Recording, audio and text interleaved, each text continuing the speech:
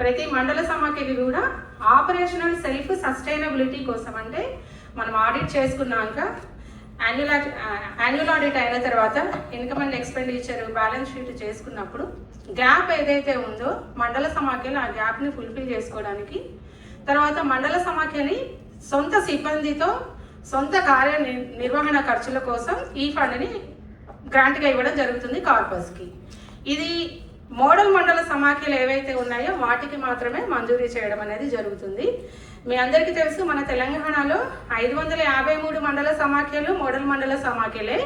కానీ చాలా మండల సమాఖ్యలు annual action plan, vision building, business development plan అని ఇవన్నీ చేసుకోవాల్సి ఉంటుంది. సో మనం ఈ సంవత్సరం 101 మండల సమాఖ్యలు ఏవైతే 2003లో 101 మండల సమాఖ్యలకి శిక్షణలు పూర్తయి ఎవరైతే మంచిగా ప్లాన్ చేసుకున్నారో ఆ మండల సమాఖ్యలకి ఈ గ్రాంట్ రిలీజ్ చేయడం జరుగుతుంది.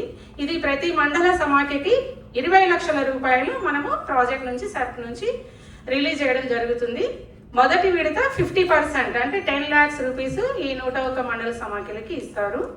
ఈ 10 లక్షల్ని మీరు ఖర్చు చేసుకున్న తర్వాత మాత్రమే రెండో విడత ప్రపోజల్, అంటే మాకు మొదటి విడత ఇచ్చినటువంటి 10 లక్షల రూపాయలని మేము ఈ ఆదాయ అభివృద్ధి కార్యక్రమాలకు ఇచ్చామని మీరు యూసీ సబ్మిట్ చేస్తూ మళ్ళీ ప్రతిపాదన ఇస్తే అది మండల సమాఖ్యకి మిగిలిన 10 లక్షల రూపాయలు సెర్ప్ ఆఫీస్ నుంచి రిలీజ్ చేయడం జరుగుతుంది.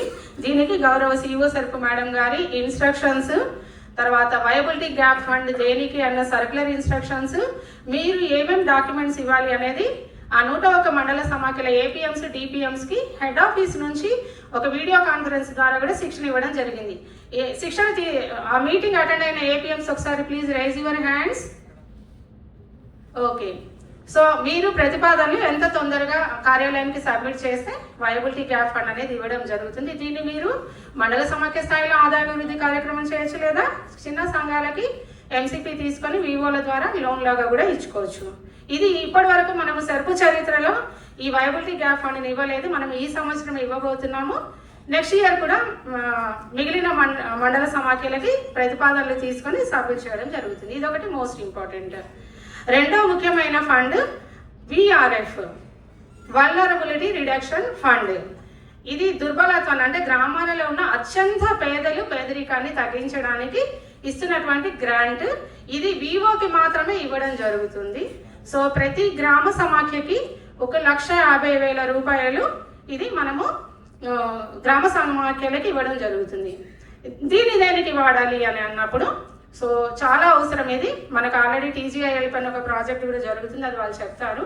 గ్రామాలలో అత్యంత పేదలు ఉన్న వాళ్ళని గుర్తించి ఏ విధమైన సంరక్షణ లేని వాళ్ళు, బాగా నిరుపేదలుగా ఉన్న వాళ్ళ కుటుంబాలను గుర్తించి వారికి దీన్ని కొంత గ్రాంట్ రూపకంగా ఇవ్వచ్చు. తక్కువ వడ్డీకి రుణాలు, అంటే ఐజీఎస్ ఈఏఎఫ్ లాగా రూపాయి వడ్డీ అన్న లెక్కలు కాకుండా ఆ కుటుంబ పరిస్థితిని బట్టి వడ్డీకి ఇవ్వడము, లేదంటే తక్కువ వడ్డీతో రికవరీ చేసుకోవడం అనేది చేయడం జరుగుతుంది. సో ఈ సంవత్సరం మనము గ్రామ సమాఖ్యల నుంచి కూడా ఇది రాబోయే కాలంలో మనము ఈ విఆర్ఎఫ్ ఫండ్స్ని గ్రామ సమాఖ్యలకు రిలీజ్ చేయడం జరుగుతుంది. దీనికి కూడా ఒక ఎక్సర్సైజ్ చేయాల్సి ఉంటుంది. సో అన్ని గ్రామాలలో ఒక మంచి పేదరిక సర్వేని చేసి అత్యంత పేదలు ఎవరు, ఆరోగ్యపరంగా ఇబ్బంది పడుతున్న వాళ్ళు ఎవరున్నారు, హస్బెండ్ లేకుండా వితంతువులై బాగా పేదగా ఉన్న వాళ్ళు ఎవరున్నారు, తల్లిదండ్రులు లేని కుటుంబాలు ఎవరున్నారు, ఎవరైనా పెడితే తప్ప దిక్కు లేకుండా తినేటువంటి కుటుంబాలు ఎవరున్నారు అన్నది మీరు గ్రామంలో వివో వాళ్ళతో గుర్తించి వాళ్ళకు ఒక యాక్షన్ ప్లాన్ చేసి వీరికి మాకు డబ్బు కావాలి అంటే ప్రాజెక్ట్ నుంచి అది గ్రాంట్ రిలీజ్ చేయడం జరుగుతుంది. ఇది కాకుండా మ్యామ్ స్టార్టప్ ఫండ్ అనేది కూడా కొత్తగా అనమాట. అంటే అసలు మనము మండల సమాఖ్యలకి చాలా ఏళ్ళైంది, 25 సంవత్సరాలైన సందర్భంగా మేడం గారు కూడా డెసిషన్ తీసుకున్నారు. యాక్చువల్గా ఈ సంవత్సరం 133 మండల సమాఖ్యలకి మనం ప్లాన్ చేస్తే సీఓ మ్యామ్ అలా కాదు, 553 మండల సమాఖ్యలకి we will provide startup fund.